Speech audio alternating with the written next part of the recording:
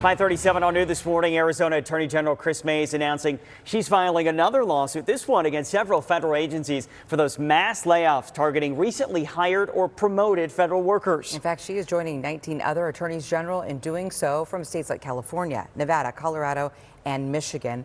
We do want to bring in ABC 15's Amelia Fabiano, finding out what this means and what they are hoping to accomplish.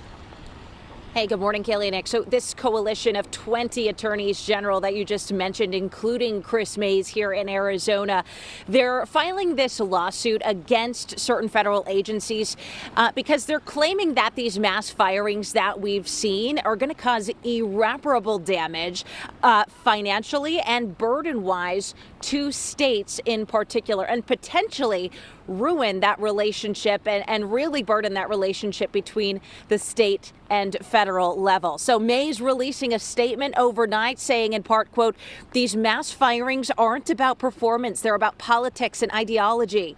The Trump administration's actions are reckless and illegal."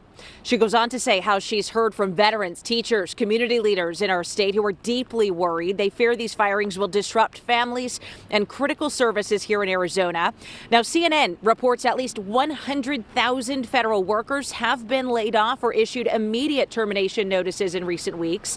It's been part of President Trump and Elon Musk's plan to cut spending and downsize the federal government.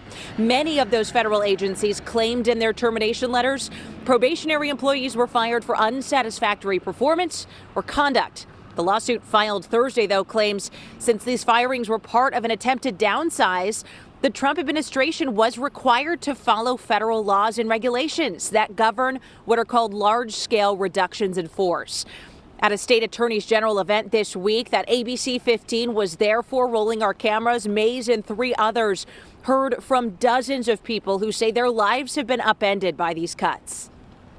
These senseless cuts are hurting real people. It's shameful that we aren't supporting the women and men who volunteered to serve in the military, and it's shameful that we are not providing the care they deserve. Here in America, the people rule, and we may not have billions, but we are the people.